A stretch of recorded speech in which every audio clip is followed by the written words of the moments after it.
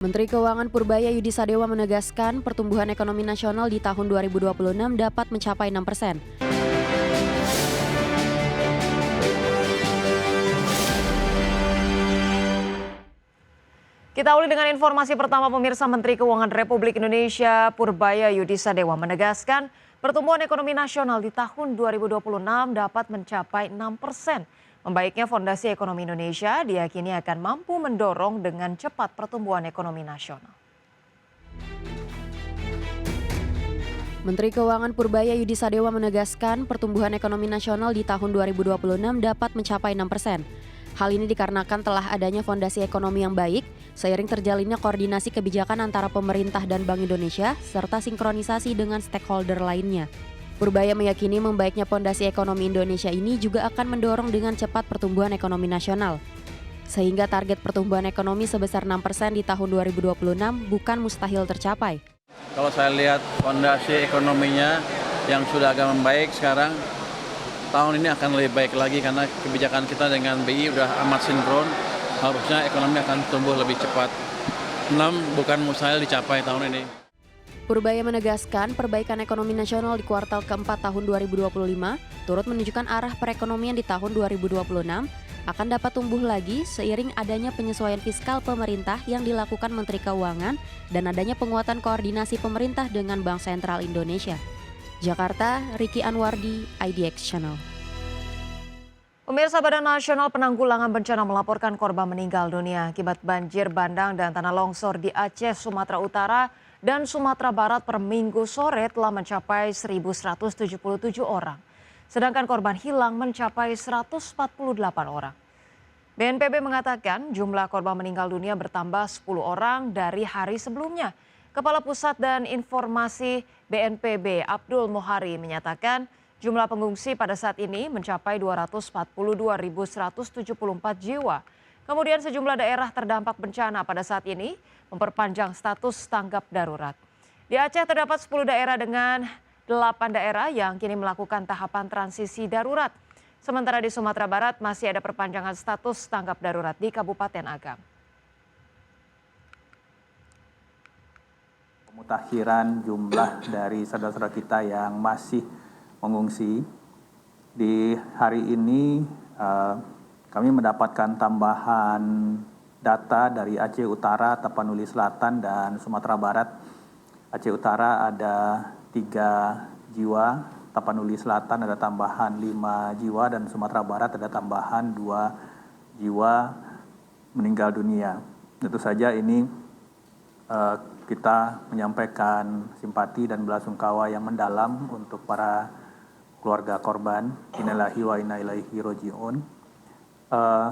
Tambahan dari korban jiwa meninggal dunia ini menambah jumlah total dari 3 provinsi. Kemarin rekapitulasi kita di cut off pukul 16.00 itu 1.167. Hari ini bertambah 10 menjadi 1.177 jiwa meninggal dunia. Kemudian ada pemutakhiran data korban hilang.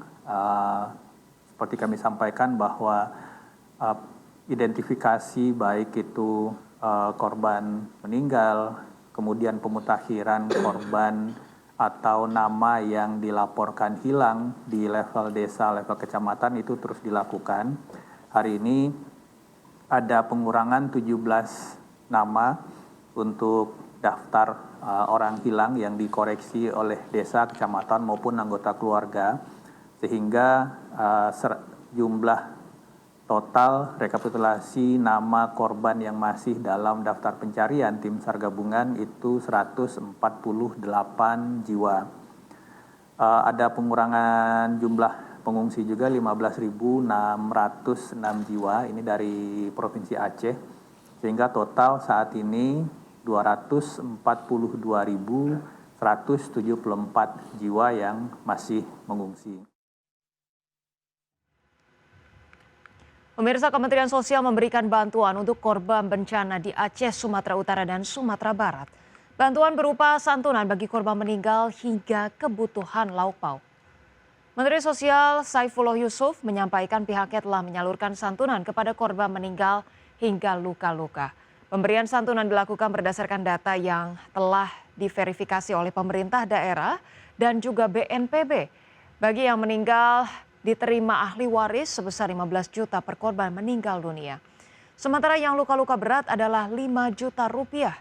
Kemensos juga memberikan bantuan pasca kedaruratan bagi keluarga yang terdampak berupa bantuan isi rumah, di mana bantuan akan diberikan saat korban telah menerima hunian tetap maupun hunian sementara. Bagi yang meninggal, diterima ahli waris sebesar 15 juta per korban meninggal dunia.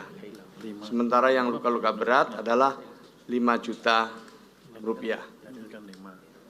Per hari ini kita sudah menyalurkan kepada 86 ahli waris di PD Jaya, PD dan juga di Sibolga. Beberapa lagi sudah dalam proses dan semuanya kami salurkan setelah ditandatangani oleh Bupati Wali Kota. PT PLN Persero melaporkan kemajuan signifikan pemulihan sistem kelistrikan pasca bencana di Provinsi Aceh. Selain rumah warga, PLN juga memprioritaskan pemulihan listrik untuk layanan publik. PT PLN Persero melaporkan kemajuan signifikan pemulihan sistem kelistrikan pasca bencana di Provinsi Aceh. Dari 23 kabupaten kota terdampak, sebanyak 15 daerah telah pulih 100% dari sisi kelistrikan desa, sementara 8 kabupaten masih dalam proses pemulihan akibat keterbatasan akses dan kondisi geografis yang terisolasi. Direktur Utama PT PLN Persero Darmawan Prasojo menyampaikan bahwa skala kerusakan kelistrikan akibat bencana kali ini jauh lebih masif dibandingkan tsunami 2004. Darmawan menegaskan bahwa pemulihan sistem kelistrikan tidak selalu sejalan dengan kondisi rumah pelanggan. Sejumlah daerah telah hampir sepenuhnya menyala, namun kerusakan rumah warga masih sangat tinggi.